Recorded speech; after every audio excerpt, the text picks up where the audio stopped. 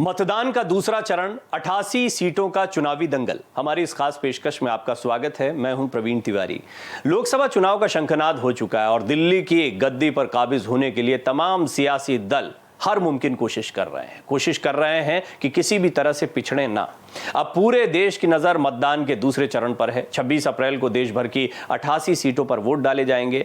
7 चरणों में हो रहे आम चुनाव का परिणाम 4 जून को सामने आएगा। वहीं इलेक्शन के दूसरे फेज में 12 राज्यों के करीब 1200 उम्मीदवार जीत के लिए दावेदारी पेश कर रहे हैं। एडीआर रिपोर्ट के मुताबिक दूसरे चरण में 21% उम्मीदवारों पर आपराधिक मुकदमे दर्ज हैं, जबकि 33% कैंडिडेट करोड़पति हैं। एफिडेविट से पता चला है कि आम चुनाव की दूसरी भिड़ंत में शामिल नेताओं की औसतन संपत्ति 5 करोड़ 17 लाख है। हमारी इस खास पेशकश के दौरान हम आपको दूसरे चरण से संबंधित कई महत्वपूर्ण बातें बताएंगे। किन किन जगहों पर चुनाव हो रहे हैं, किस तरीके से इन उम्मीदवारों के बारे में ये जानकारियां सामने आई हैं और बड़े दिलचस्प पहलू सामने आते हैं कि कौन सबसे ज्यादा पढ़ा लिखा है, कौन सबसे कम पढ़ा लिखा है, किसके पास सबसे ज्यादा संपत्ति है, तो कौन महज 500 रुपए या 1400 रुपए की संपत्ति के साथ में चुनाव लड़ रहा है। इस खास पेशकश में ये सारी बातें।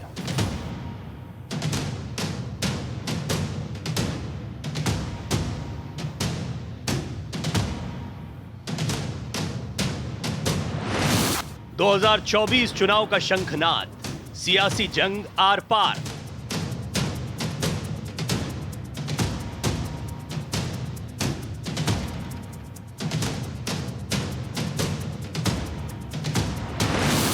वोटिंग के साथ फेज, 4 जून को आएगा अंजाम।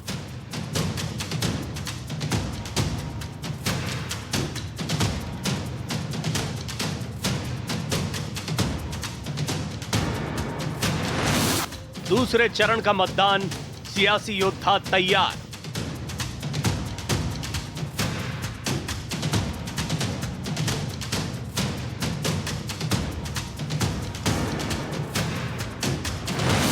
अठासी सीटों पर टक्कर, 12 राज्यों में चुनावी समर।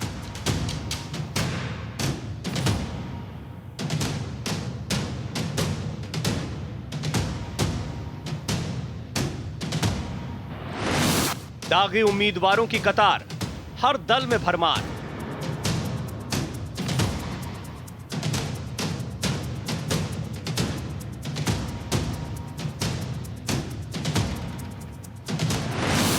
करोड़पति कैंडिडेट्स बेशुमार, हर पार्टी से दावेदार।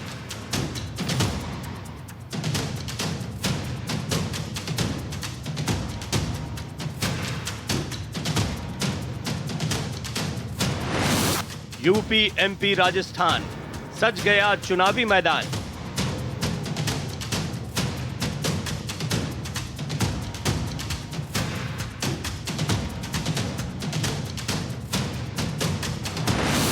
बिहार, असम, छत्तीसगढ़, विपक्ष पर हमलों की बौछार।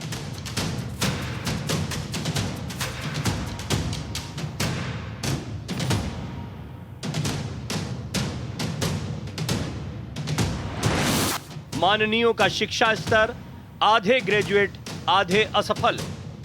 लोकसभा की 88 सीटें चुनाव नतीजों का रुख किसी भी तरफ मोड़ सकती हैं। इसलिए सियासी दलों ने कश्मीर से लेकर केरल तक प्रचार में पूरा दम झोंक दिया। प्रधानमंत्री से लेकर निर्दलीय मैदान में उतरे। उम्मीदवार अपने अपने हक में तमाम दावे पेश कर रहे हैं। मतदान के दूसरे चरण के तहत 26 अप्रैल को जनता 1000 से ज्यादा उम्मीदवारों की किस्मत ईवीएम में कैद कर देगी। लोकतंत्र के सबसे बड़े पर्व में उतरे दावेदारों में दागी नेताओं की तादाद बेहद ज्यादा है। इसके साथ गरीब जनता की सेवा का दावा करने वाले माननीयों में करोड़पति उम्मीदवारों की कतार भी लगी हुई है। वोटिंग में बहुत कम वक्त बचा है। देखना दिलचस्प होगा कौन सा सियासी दल मजबूत प्रचार के जरिए इस समय का इस्तेमाल हवा का रुख अपनी तरफ मोड़ने में कर पाता है।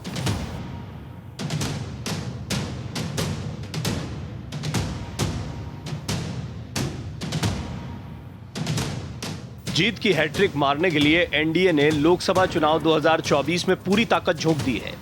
वहीं कांग्रेस की अगुवाई में इंडिया गठबंधन किसी भी तरह सीटें बढ़ाकर मजबूत हालत में आने की लड़ाई लड़ रहा है। दोनों बड़े सियासी योद्धाओं के बीच तीसरी कतार में वो क्षेत्रीय पार्टियां हैं जिन्होंने अलायंस के बगैर अपने बल पर दिल्ली की लड़ाई लड़ने का फैसला किया है। इनके साथ हजारों निर्दलीय उम्मीदवार भी लोकसभा चुनाव में अपनी किस्मत आजमा रहे हैं। आम चुनाव में दावेदारी पेश कर रहे तमाम नेताओं की नजर अब दूसरे चरण के मतदान पर टिकी है। दूसरे चरण में 12 राज्यों और केंद्र शासित प्रदेशों की 88 सीटों पर 26 अप्रैल को मतदान होगा। दूसरे चरण में असम, बिहार, छत्तीसगढ़, जम्मू कश्मीर, कर्नाटक, केरल, महाराष्ट्र, मध्य प्रदेश, राजस्थान, त्रिपुरा, उत्तर प्रदेश और पश्चिम बंगाल के अलावा बाहरी मणिपुर की एक सीट भी शामिल है। इस बार हो रहे आम चुनाव में 28 राज्यों और 8 केंद्र शासित प्रदेशों में 7 चरणों के तहत 1 जून तक मतदान होगा और वोटों की गिनती 4 जून को होगी।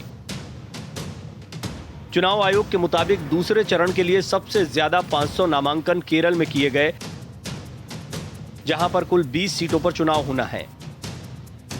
वहीं कर्नाटक की 14 सीटों के लिए 491 नामांकन दाखिल किए गए। सबसे कम नामांकन त्रिपुरा में दाखिल हुए, जहां पर केवल 1 सीट पर चुनाव होना है।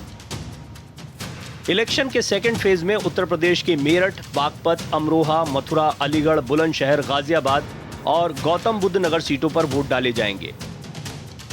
वहीं मध्य प्रदेश में टीकमगढ़, दमोह, खजुराहो, सतना, रीवा, होशंगाबाद सीटों पर मतदान होगा। इसके साथ आम चुनाव के सेकेंड राउंड में असम की 5 सीटें, बिहार की 4 सीटें, छत्तीसगढ़ की 3 सीटें, कर्नाटक की 14 सीटें, केरल की 20 सीटें, महाराष्ट्र की 8 सीटें, राजस्थान की 12 सीट, पश्चिम बंगाल की 3 सीट, जम्मू कश्मीर की 1 सीट, मणिपुर की 1 सीट पर वोट डाले जाएंगे। दूसरे चरण के चुनाव पर एसोसिएशन फॉर डेमोक्रेटिक रिफॉर्म यानी एडीआर की अहम रिपोर्ट सामने आई है, जिसमें पाया गया कि इस फेज के इलेक्शन में चुनाव लड़ रहे उम्मीदवारों में से 250 नेताओं पर क्रिमिनल केसेस चल रहे हैं। वहीं 1198 दावेदारों में से 33% करोड़पति हैं। शिक्षा की बात करें तो करीब 45% कैंडिडेट्स 12वीं क्लास के बाद कॉलेज नहीं गए। वहीं 8 उम्मीदवार अनपढ़ भी हैं, जबकि 3 उम्मीदवारों ने अपनी क्वालिफिकेशन के बारे में जानकारी नहीं दी है। यहां पर कई बार गंभीर बातें भी सामने आती हैं और चुनाव आयोग ने इसको बहुत मैंडेटरी कर दिया था कि आपको अपने विषय में जानकारियां देनी होगी, खासतौर पर क्रिमिनल रिकॉर्ड के बारे में। आपको पता लगेगा कि वो चाहे महिलाओं के शोषण के क्राइम हो या फिर हत्या जैसे संगीन मामले हो। कुछ उम्मीदवार ऐसे हैं जिन पर इस तरह के मामले भी चल रहे हैं। देश में लोकसभा चुनाव की सरगर्मी चरम पर है। चुनाव के दूसरे चरण में 26 अप्रैल को मतदान होगा।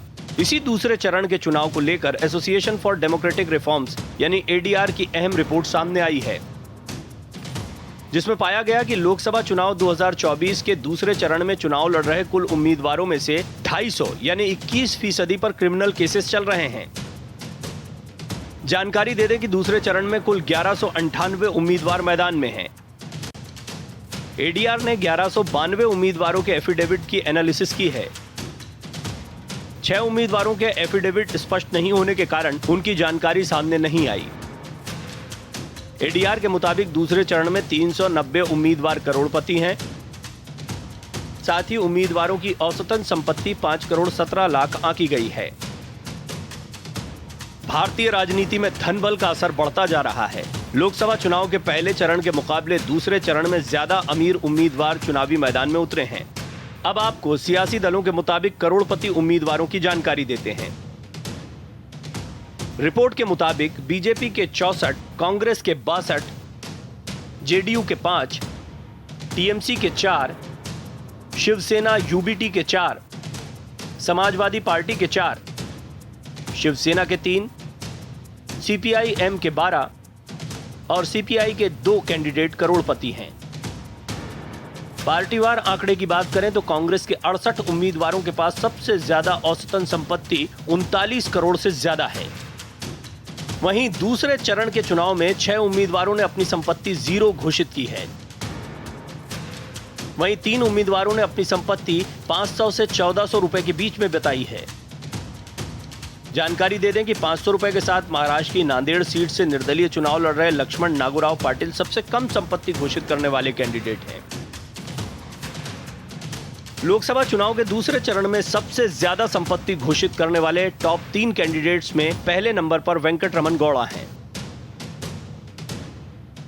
कर्नाटक की मांड्या सीट से कांग्रेस प्रत्याशी गौड़ा के पास 622 करोड़ से अधिक की चल और अचल संपत्ति है।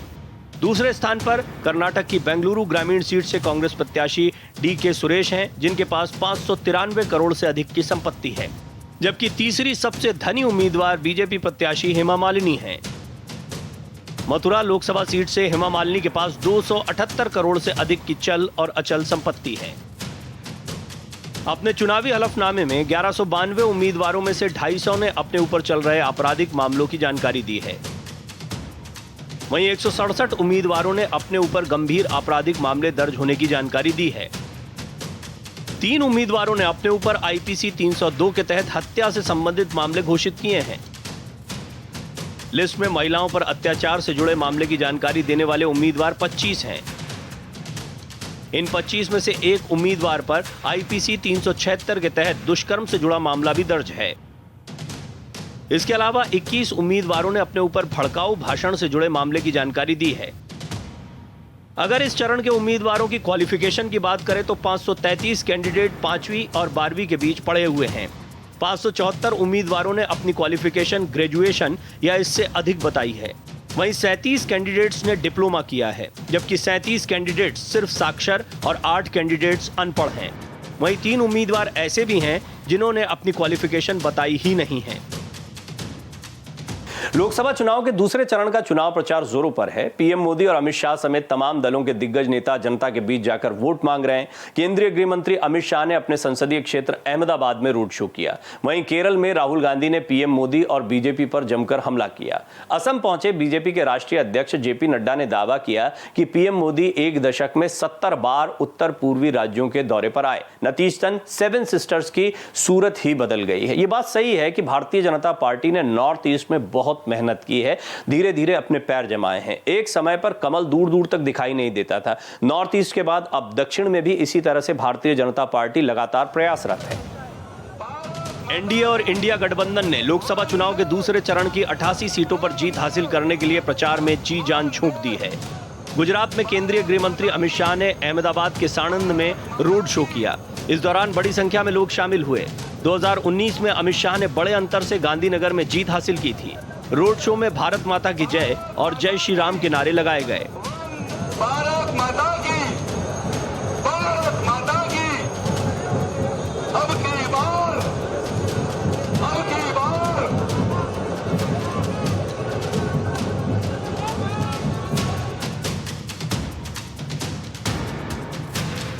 वहीं असम के कोकराझार में भाजपा के राष्ट्रीय अध्यक्ष जेपी नड्डा ने कहा कि 10 साल में प्रधानमंत्री नरेंद्र मोदी उत्तर पूर्व में 70 बार आए हैं। नड्डा ने दावा किया कि कांग्रेस सरकारों के सारे प्रधानमंत्रियों ने मिलकर भी नॉर्थ ईस्ट के इतने दौरे नहीं किए जितने अकेले प्रधानमंत्री नरेंद्र मोदी ने किए हैं।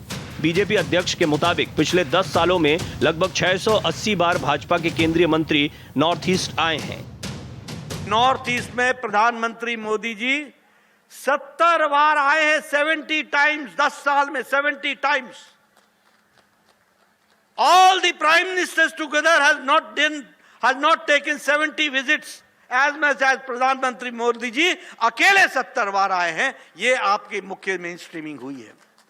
आपको जानकर खुशी होगी कि पिछले 10 सालों में लगभग 680 बार 680 टाइम्स हमारे यूनियन मिनिस्टर्स नॉर्थ ईस्ट में आए हैं और उन्होंने चक्कर लगाया है। आपको जानकर खुशी होगी मोदी जी ने नॉर्थ ईस्ट को मेन स्ट्रीम में लाने के लिए अष्टलक्ष्मी कहा। अष्टलक्ष्मी। लोकसभा के दूसरे चरण के सियासी दंगल में मध्य प्रदेश के पूर्व मुख्यमंत्री शिवराज सिंह चौहान ने भी हुंकार भरी। 2019 में मध्य प्रदेश में छिंदवाड़ा एकमात्र ऐसी सीट थी जहां कांग्रेस के नकुलनाथ सांसद बने थे। देश में मोदी जी के प्रति श्रद्धा से बढ़कर अब भक्ति है। लोग तीसरी बार उनको पीएम बनाना चाहते हैं। भोपाल में पीछे नहीं है।